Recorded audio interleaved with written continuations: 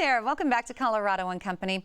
You know, our city has 64 official neighborhoods. The oldest of these are Auraria and Denver. Others started out as streetcar suburbs. Dr. Colorado, who has written and organized tours of many of these vintage hoods, is here with a quick history lesson. Good to see you, Doctor. Great to be here, Denise. So first of all, what is a streetcar suburb? This is how Denver grew from those original neighborhoods.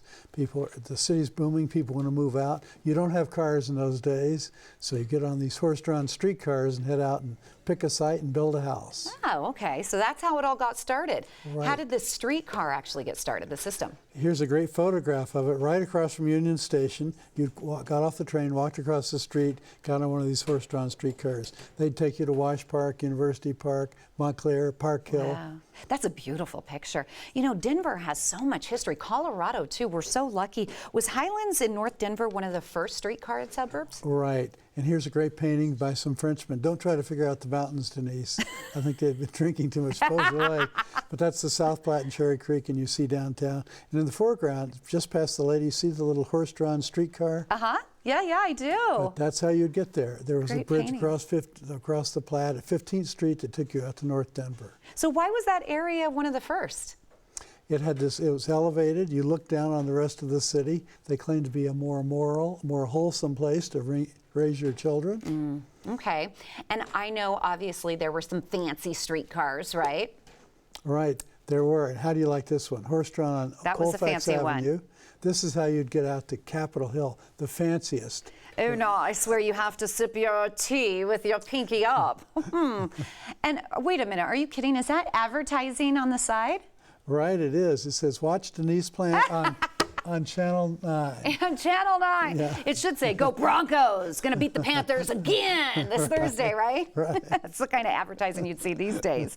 Capitol Hill, is that Denver's oldest neighborhood? When was it developed? It was in the 1880s when the streetcars got there, and you can see from these mansions in the foreground along Grant, Sherman, Lincoln Street, it was the most affluent. It was the place to live. My goodness, what a great photo. You have to dig deep to find some of these photos you bring Denver on the show. Public Library, Western History Department, and History Colorado both have thousands and thousands of photos. Great, okay. And City Park, that's one of Denver's busiest parks, right? Right. And here it is, an early scene, and that's been restored. The pavilion and the bandstand, they still have free concerts there. The fountain is back on. Yeah. It's the place to go. And Park Hill is super fancy. A lot of people like it. It's one of the best in Denver's neighborhoods, right? Right. The Park Hill promoted themselves as no hotels, no multiple family housing, just single family housing. This is Montview Boulevard around 1890. And the next picture, you're going to have to explain it to me. It's from 1885. Right. This is a prospectus. A real estate agent would give you this. Move out of the crowded, dangerous, crime-filled, immigrant-filled city, filled with saloons and brothels and all these things. Come out to wholesome Montclair, where the air is clear.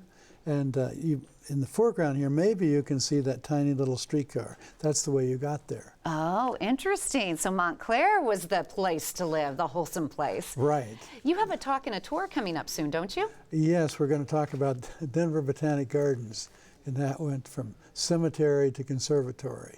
Oh, really? I didn't know it was a Right. cemetery. You've never walked in Cheeseman Park? Oh, And yes. if you're there with your dog and your dog starts to dig up bones. It could be a beware. human bone? Right. Oh, Dr. Colorado, you just gave me the goosebumps. The guesstimates are there's still 1,000 bodies buried there. Oh, unnamed, unmarked. Oh, that is scary. Well, on Thursday, September 15th, this guy, Tom, Dr. Colorado Noel, presents a slideshow on the cemetery that has become one of Denver's most prestigious neighborhoods.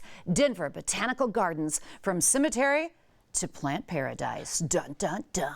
It takes place from 6 p.m. to 7 p.m. The cost only $15 for DBG members, $20 for non-members. There's a social hour starting at 7 p.m. You can call 720-865-3500 for more information.